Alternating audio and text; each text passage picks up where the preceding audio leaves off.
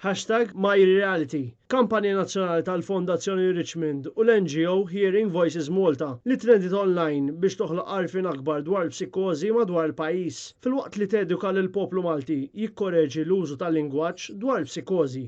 Din il-problema ta' saħħa mentali taffettwa l-personalità, problema li għandha stigma akbar mid-depressjoni u l-ansjetà, għax ftit huma n-nies li jesperjenzaw il-psikożi fil-ħajja ta' kuljum. Din il-kampanja aktar pazjenti jkunu jistgħu jemmnu fihom infushom u jgħixu ħajja normali bħall-oħrajn. Fost l-aġiri estremi li pazjenti ġarrab bil-psikożi hemm l-alluċinazzjoni li huma sensi li wieħed jipperċepixxi li ħadd ieħor ma jkunx, bħal vuċi titkellem jew li wieħed jara lil xi ħadd li ma jkunx hemm. Aġir estrem ieħor hija delużjoni meta bniedem ikollu ħsieb li jkun qed jemnu biss u ma jirnexxilux jikkonvinċi lilu nnifsu li dan mhux minnu. Fost l-inizjattivi li se jittieħdu fil-kampanja #MyReality miż-żewġ entitajiet huma li se jsiru intervisti ma' nies li esperjenzaw il-psikożi biex jintużaw f'podcasts u filmati li se jittellaw fuq il-mezzi soċjali. L-istudenti universitarji tad-Dipartiment tas-Saħħa Mentali wkoll ikkontribwixxew għal din il-kampanja filmat promozzjonali li ttella fuq il-mezzi soċjali. Psychotherapy and the Hearing Voices approach helped me to find ways how to cope with the voices.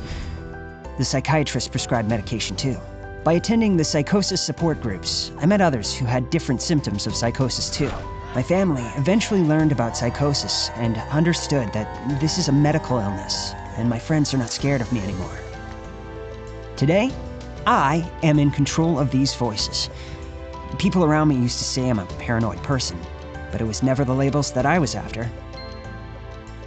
If you have lived my reality, you would become a survivor. Din il-kampanja qed issir taħt il-patroċinju tal-President ta' Malta George Vella li f'indirizz fit-tnednija saħaq li ħadd m'għandu jistħi mill-psikożi u l-Maltin għandhom jaħdmu għal soċjetà aktar ġusta ma' dawn il-pazjenti, partikolarment billi wieħed iqis kliemu għax darba jew oħra se jaffettwa lil kulħadd f'perjodi differenti ta' ħajjithom. George Vella ingħaqad mal-predeċessur tiegħu Marie-Louise Colero Preca kif ukoll mal-Kummissarju tas-Saħħa Mentali John Kakija biex ikkundanna kwalunkwe ħsieb li tilleġisla favur l-użu rikreattiv tal-kannabis għal kura tas-saħħa mentali għax toħloq effetti organiċi negattivi fil-moħħ, riskju kbir li ma jagħmilx ġid liż-żgħażagħ. Fit-tnedija tal-kampanja nazzjonali pparteċipaw ukoll il-kelliema tal-Oppożizzjoni Ivan Bartolo u Claudette Buttigieg.